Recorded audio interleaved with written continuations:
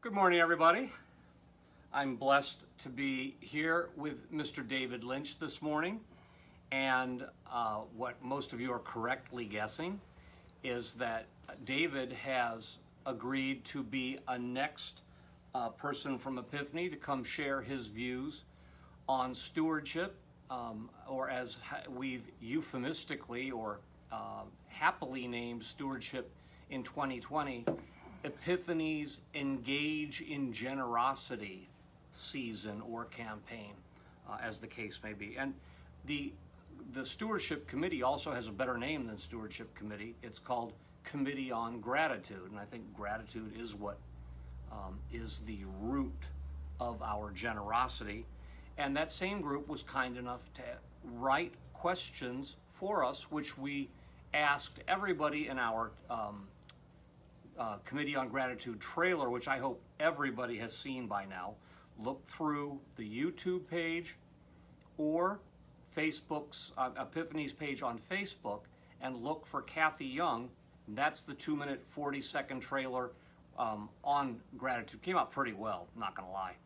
But these are the questions we've been asking everybody, and I would like to ask you today. Sure. David, question number one: what's the most important thing or things about Epiphany? What feeds you? What's of value to you at Epiphany? Well, I think, as we said earlier, you can pray anywhere, but the advantage of an organized church is it helps you get in the mood to communicate with God. I mean, you communicate with God almost every day anyway, but somehow in that environment, I find a motivation to remember all my friends who've died. I pray for all of those. My friends who are still alive, I pray for them.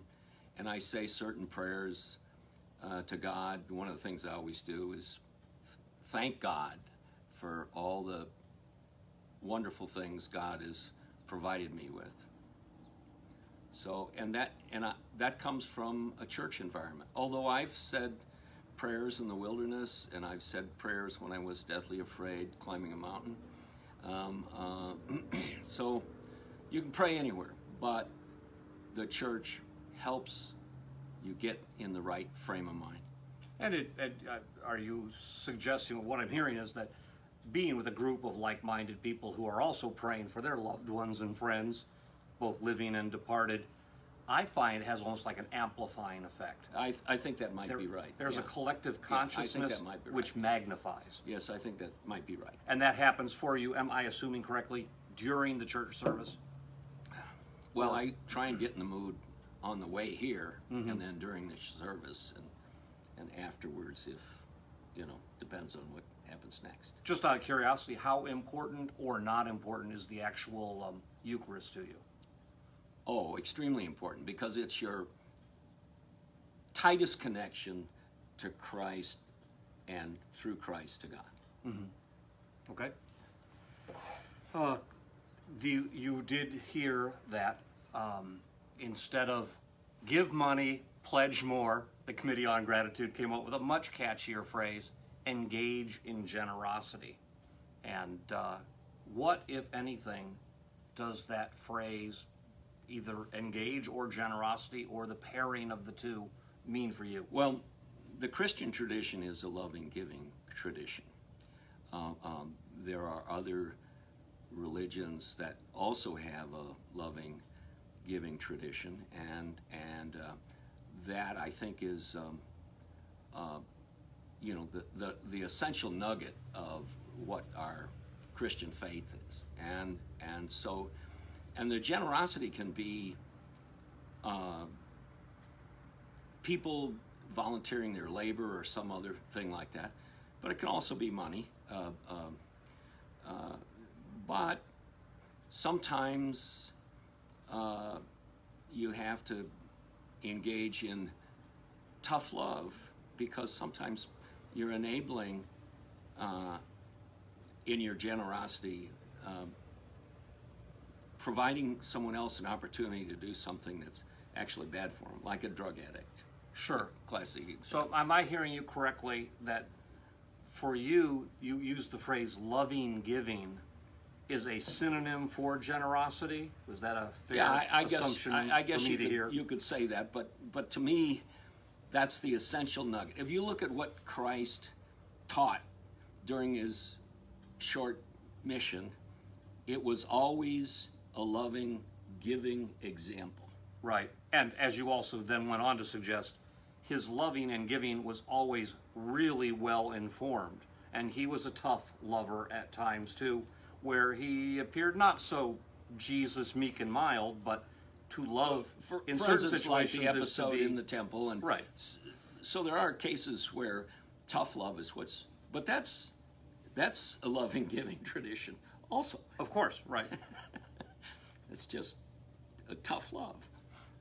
We talked before I hit go on the camera that David is, and I think a lot of people would agree with you, that virtual worship is not an equal at all for actually getting together physically. But why don't I'll just leave it totally wide open.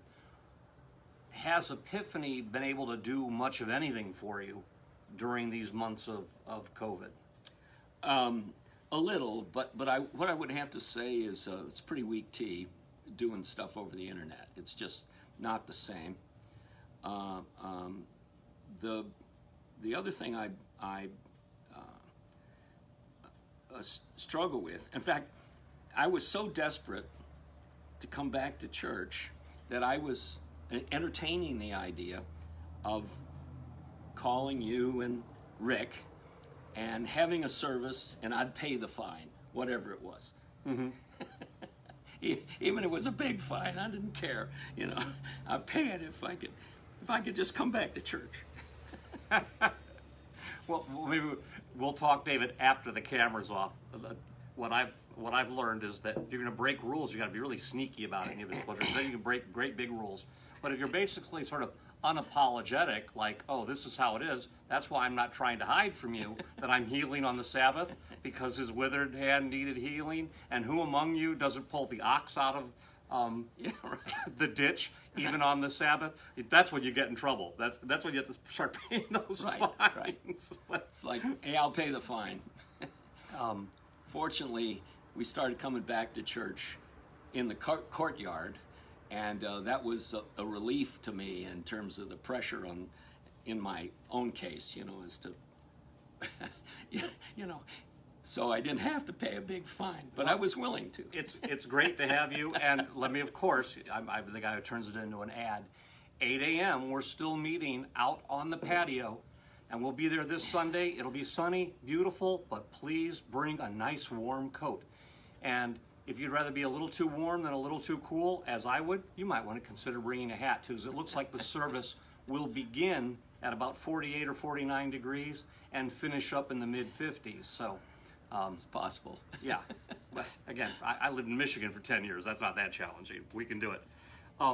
Lastly, David, why do you pledge, although I think you've already made some implicit comment on this, why do you pledge, and do you have something you'd like to say to other both Epiphany members and people out there, because we do have a congregation now that's watching us that are in many different states and now countries, but just about generosity in general to religious or spiritual institutions? Well, I have two reasons. A general reason, which is I believe that churches, and now I'm talking about all of the churches that provide a moral compass. So Judaism, Christianity, not so sure about Islam, but Buddhism, most of the world religions have a moral compass, and those are things that the world needs. Without a moral compass, we are going to achieve the apocalypse, and so we need that. So in the general sense, one of the reasons I give is because I want churches, especially my church, Episcopal church, but all of the churches that provide a true moral compass to survive. Because if they don't, we're going to be like communist China, communist Russia, Cuba, Venezuela, Nicaragua. We're going to be in a terrible place, and we must somehow provide the world with a moral compass. So that's my general reason for giving. My personal reason is different, and that is God has been so kind to me over my life. He's made me wealthy, and as a result of that, I have a bigger obligation than most people to make sure that the church gets donations that are enabling to keep pursuing our Christian mission. I've studied all kinds of religions. You see the same giving notion in many of them, not all of them, but many of them. And I have often been the largest donor in my the churches that I've been in. Not all the time, but often.